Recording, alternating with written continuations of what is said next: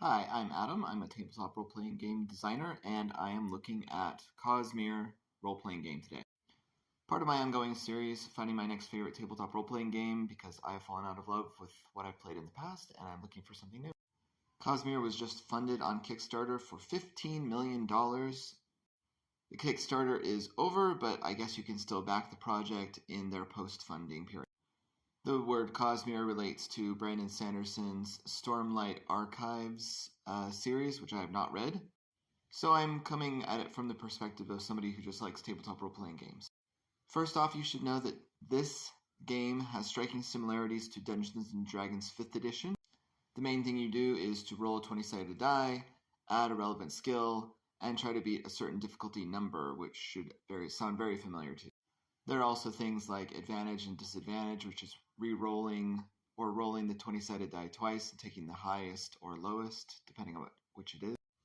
And the process of character creation is to create a backstory, choose your attributes, choose your skills and expertises, choose a starting path, set your goals, equip yourself, and calculate your statistics. And there are 6 attributes: strength, speed, intellect, willpower, awareness, and presence, which a lot of those just sound like synonyms for strength, dexterity, etc., etc. The biggest mechanical difference is that you can add a plot die, which is a 6-sided die that you can roll to raise the stakes. You have a third chance of each of these following: opportunity, complication, or blank. That little bit felt like a Powered by the Apocalypse game where you can fail or succeed with a problem attached. You can also get opportunities or complications by rolling a 1 or a 20 on the d20.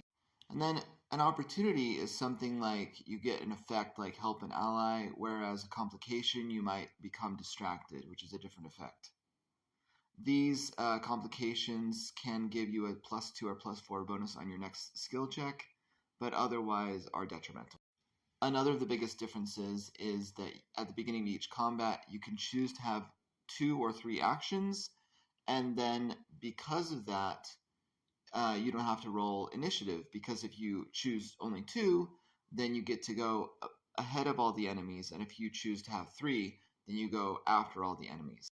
Now I'm thinking about that, it's probably a little oversimplified because each of the enemies can choose to have 2 or 3 reactions, and so you kind of go, there's 4 sections that you can be in. You can either be allies that go with 2 actions, enemies that go with 2 actions, allies that go with 3 actions, enemies that go with 3 actions.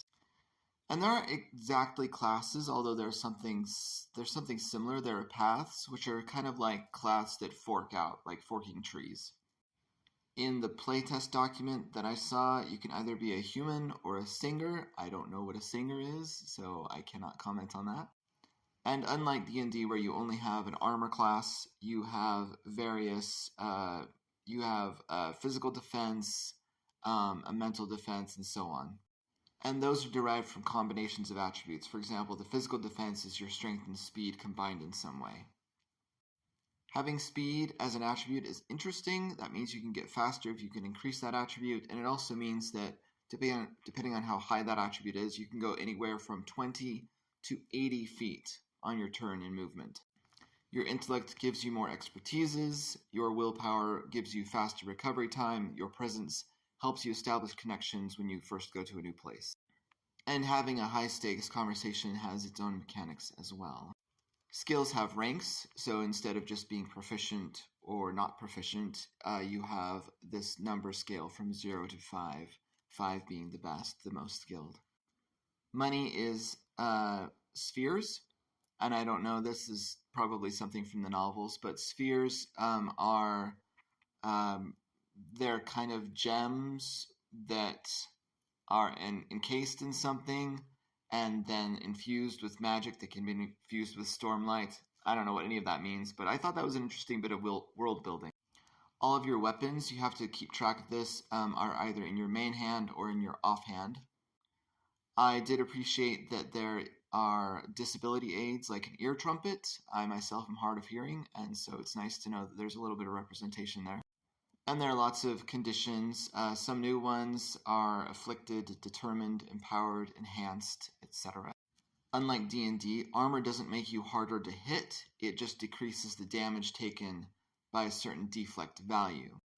But keep in mind that's not all kinds of damage. Spirit and vital damage are not reduced with armor. Injuries, which commonly occur when reduced to 0 hit points, or zero health is what they call it, gives you anything from a flesh wound to death. And when you take a short rest, you roll your recovery die.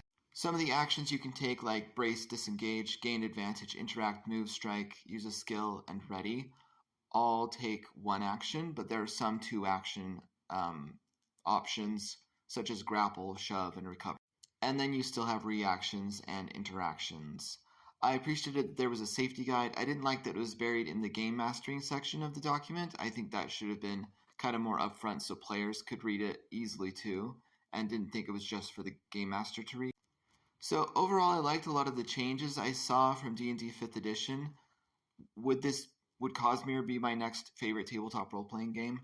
No, probably not. Not that I dislike any of the changes that they made. In fact, I liked most of them, including and especially that there's no initiative. I really like that was an elegant way of making it so that you still have kind of a different initiative order every time, but without forcing people to stop and record the results of the roll. I find that all immersion breaking, and I appreciate what they did here.